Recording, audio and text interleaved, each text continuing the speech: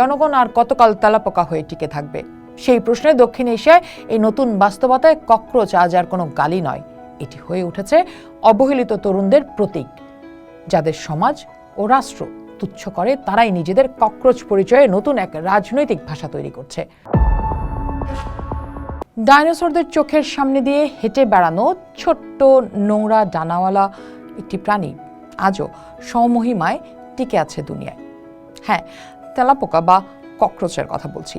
টিকে থাকছে, কিন্তু কেউ তাকে গুনছে না। সে ঘৃণার পাত্র, তার অবস্থান নোংরার স্তূপ। তাকে দেখলেই সবার গা রিরি করে ওঠে। 2026 সালে সেই ঘৃণার পাত্র প্রাণীটি আলোচনার কেন্দ্রে। শুধু আলোচনাই নয়, শাসক গোষ্ঠীর ঘুম হারাম করে দিয়েছে এই তেলাপোকা। টিকে থাকাই কি বেঁচে থাকা? ড্রয়িং রুমের সোফার নিচে বহাল তবিয়তে বেঁচে আছে তেলাপোকা। তাকে সবাই ঘৃণা করে, কিন্তু সে ধ্বংস হয় না। কিন্তু এটা কি আসলে বাঁচা? আজকাল সাধারণ মানুষ আর মানুষ নাই, তাদের বেঁচে থাকা কেবলই টিকে থাকার লড়াই, তাল মিলিয়ে চলার লড়াই। ফলে আজকের দক্ষিণ এশিয়ায় দাঁড়িয়ে নিজেকে প্রশ্ন করাই যায়, আমরা কি মানুষ নাকি রাষ্ট্র আর সিস্টেমের কাছে কেবলই টিকে থাকা ককরোচ?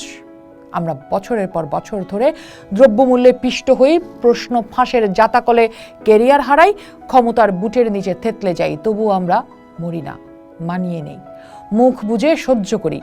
তবু কি আপ্রাণ চেষ্টা আমাদের বেঁচে থাকার, ঠিক যেন একটা তেলাপোকা। কেন বলছি এতগুলো কথা? কারণ 2026 সালের মে মাস জেনজি শাসক গোষ্ঠীর সামনে একটা আয়না উঠে আসলো। সেই শাসক গোষ্ঠীকে তারা জিজ্ঞেস করলো, জনগণ আর কতকাল তেলাপোকা হয়ে টিকে থাকবে? জেনজির এই আন্দোলনের পটভূমি তৈরি হয়েছিল মে মাসের মাঝামাঝি ভারতের সর্বোচ্চ আদালতের একটা কক্ষ থেকে। এক মামলার শুনানির সময় প্রধান বিচারপতি মন্তব্য করলেন, দেশের বেকার তরুণরা প্যারাসাইট আর তেলাপোকার মতো আচরণ করছে। অভিজাত নীতি নির্ধারকরা ভেবেছিলেন এই অপমানে তরুণরা ঘরে গিয়ে কাঁদবে, কিন্তু জেনজি কাঁদলো না, তারা অপমানকে শক্তিতে রূপান্তর করলো। আম আদমি পার্টির সাবেক সোশ্যাল মিডিয়া কর্মী অভিজিৎ এই তেলাপোকা শব্দটিকে হাতিয়ার বানিয়ে রাতারাতি জন্ম দিলেন ককরোচ জনতা পার্টি বা সিজেপি। নিশ্চয়ই আপনাদের চোখে এর মধ্যে সেই ককরোচ পার্টির নানা কথা সামনে এসেছে। সামাজিক যোগাযোগ মাধ্যমে তো ভীষণ রকমের চর্চা হচ্ছে এটা নিয়ে। দলটির নাম আসলে একটি চরম রাজনৈতিক ব্যঙ্গ। দ্বীপকে এই প্রতীক ব্যবহার করে বোঝাতে চাইলেন, রাষ্ট্র ও ক্ষমতাবানদের কাছে অবহেলিত তরুণরাই একসময় সবচেয়ে বড় প্রতিরোধ শক্তি হয়ে উঠতে পারে।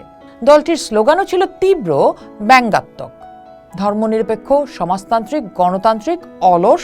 তারা নিজেদের পরিচয় দিল অলস ও বেকারদের কণ্ঠস্বর হিসেবে। সদস্য হওয়ার শর্তগুলো জেনজির স্বভাবসুলভ ডার্ক হিউমারে ভরপুর। শর্ত হিসেবে আছে, বাধ্যতামূলকভাবে তাকে বেকার হতে হবে, দিনে অন্তত 11 ঘন্টা অনলাইনে থাকতে হবে এবং পেশাদারভাবে সমাজ ও সিস্টেমের বিরুদ্ধে অভিযোগ বা রান্ট করতে জানতে হবে।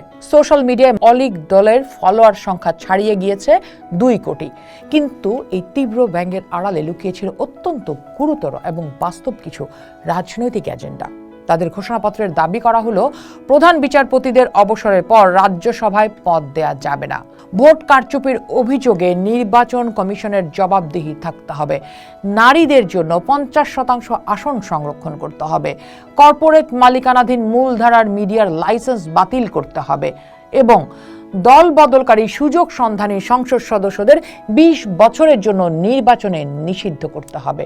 সিজেপির এই অভূতপূর্ব জনপ্রিয়তা সাধারণ মিম থেকে যখন রাজনৈতিক চর্চায় রূপ নিল, তখনই শুরু হলো ক্ষমতার চেনা খেলা, জাতীয়তাবাদের তাস এবং রাষ্ট্রীয় সেন্সরশিপ। সামাজিক যোগাযোগ মাধ্যমে ভারতের বিজেপি ঘনিষ্ঠ আইটি সেল এবং নেতারা অভিযোগ তুললেন যে আন্দোলনের বড় অংশের অনুসারী এসেছে পাকিস্তান, বাংলাদেশ এবং তুরস্ক থেকে। দাবি করা হলো, সিজেপির এই 2 কোটি ফলোয়ারের পেছনে আসলে বিদেশি বট অ্যাকাউন্ট কাজ করছে। বিজেপি নেতা তাজিন্দর বাগ্গা দলটিকে সরাসরি পাকিস্তান জনতা পার্টি বলে কটাক্ষ করেছেন। তরুণদের এই ঘরোয়া ক্ষোভকে রাতারাতি বিদেশি ষড়যন্ত্র বানানোর চেষ্টাও হলো। কিন্তু সিজেপি প্রধান অভিজিৎ দীপকে সরাসরি স্ক্রিনশট প্রকাশ করে তথ্য দেখালেন যে তাদের 94.7% অনুসারী খাঁটি ভারতীয়। তিনি পাল্টা প্রশ্ন ছুড়ে দিলেন, আপনারা কেন ভারতের 94% তরুণকে পাকিস্তানি বলছেন। তবে এই বিতর্কের মাঝে দীপকের বক্তব্যের একটি গভীর সত্য স্পষ্ট হয়ে ওঠে। তিনি পাকিস্তান বা বাংলাদেশি অনুসারীদের সরাসরি শত্রু হিসেবে দেখলেন না। তিনি জোর দিয়ে বললেন, দক্ষিণ এশিয়ার তরুণদের সমস্যাগুলো আসলে অভিন্ন। প্রথমত, তরুণদের বাস্তব ক্ষোভ, বেকারত্ব ও রাজনৈতিক অনাস্থাকে বিদেশি প্রভাব বলে উড়িয়ে দেওয়াটা এক ধরনের রাষ্ট্রীয় ভণ্ডামি, যেটা সবগুলো রাষ্ট্রই করে। দ্বিতীয়ত, সামাজিক যোগাযোগ মাধ্যমের এই যুগে প্রতিবাদ কোনো সীমান্ত মানে না। পাকিস্তান বা বাংলাদেশ থেকে কেউ এই আন্দোলনের পোস্ট দেখলে বা সমর্থন জানালে সেটিই স্বাভাবিক, কারণ সীমান্ত আলাদা হলেও দক্ষিণ এশিয়ার তরুণদের হতাশা, চাকরির সংকট, দুর্নীতি ও সামাজিক বৈষম্যের অভিজ্ঞতা হুবহু এক।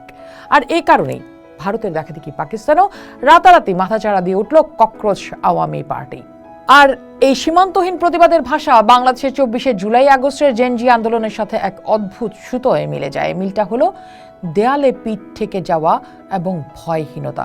শেখ হাসিনার আমলে ভাবা হতো যতই স্বৈরাচারী আচরণ হোক, জনতা তেলাপোকার মতোই মুখ বুজে শুয়ে যাবে।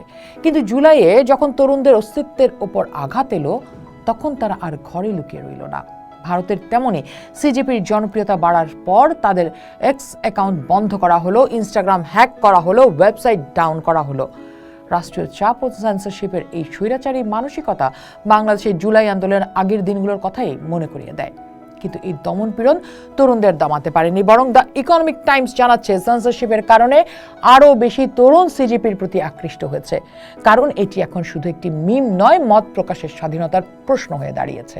তবে বাংলাদেশের সাথে ভারতের একটা বড় অমিল এবং বিপদের জায়গা এখানে আছে। ভারতের ককরোচ মুভমেন্ট এখনো মূলত একটা ডিজিটাল প্রেশার গ্রুপ বা চাপ সৃষ্টিকারী গোষ্ঠী।